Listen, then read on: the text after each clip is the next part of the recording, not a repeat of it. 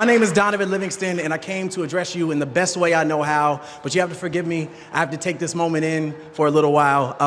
When I spoke in my high school graduation several years ago, my high school English teacher threatened to replace me on the program or cut my microphone when she found out that I was interested in doing a poem as a part of my remarks. So I am eternally grateful for being able to share this piece of myself in my most authentic voice with you this afternoon. So, spoken word poetry. It insists on participation, so if you feel so compelled, snap, clap, throw up your hands, rejoice, celebrate. Class of 2016, this is your address, and this is your day. Education, then, beyond all other devices of human origin, is a great equalizer of the conditions of men. Horace Mann, 1848. At the time of his remarks, I couldn't read, I couldn't write. Any attempt to do so, punishable by death. For generations, we have known of knowledge's infinite power, yet somehow we have never questioned the keeper of the keys, the guardians of information. Unfortunately, I've seen more dividing and conquering in this order of operations, a heinous miscalculation of reality. For some, the only difference between a classroom and a plantation is time. How many times must we be made to feel like quotas, like tokens and coined phrases, diversity, inclusion? There are days I feel like one, like only, a lonely blossom in a briar patch of broken promises, but hey, I've always been a thorn in the side of injustice, disruptive, talkative, a distraction with a passion that transcends the confines of my own consciousness, beyond your curriculum, beyond your standards. I stand here, a manifestation of love and pain with veins pumping revolution. I am the strange fruit that grew too ripe for the poplar tree. I am a dream act, dream deferred, incarnate, and a movement, an amalgam of memories America would care to forget. My past alone won't allow me to sit still, so my body, like my mind, cannot be contained. As educators, rather than raising your voices over the rustling of our chains, take them off, uncuff us, unencumbered by the lumbering weight of poverty and privilege, policy and ignorance. I was in the 7th grade when Ms. Parker told me, Donovan, we could put all of your excess energy to good use. And she introduced me to the sound of my own voice.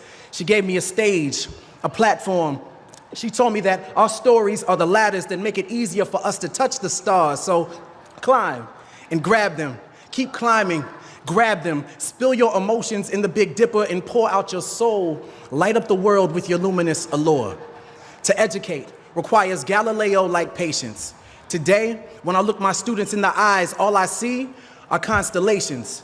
If you take the time to connect the dots, you can plot the true shape of their genius shining in their darkest hour. I look each of my students in the eyes and see the same light that aligned Orion's belt in the pyramids of Giza. I see the same twinkle that guided Harriet to freedom. I see them.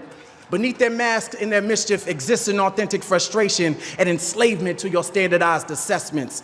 At the core, none of us were meant to be common. We were born to be comets, darting across space and time, leaving our mark as we crash into everything.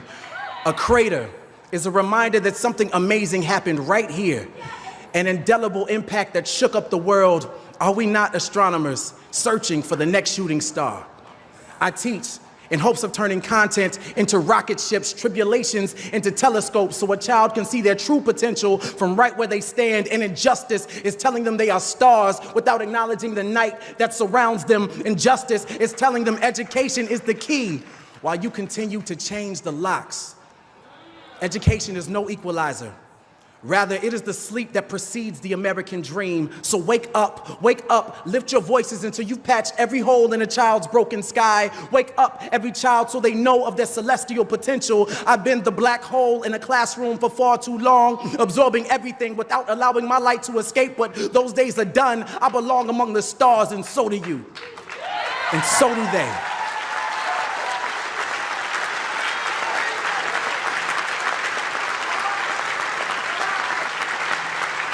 Together, we can inspire galaxies of greatness for generations to come. So no, sky is not the limit. It is only the beginning. Lift off.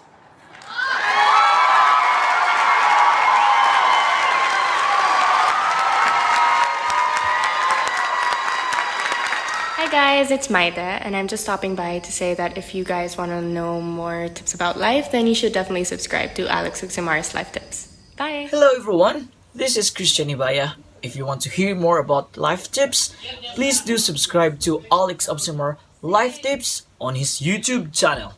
Thank you guys!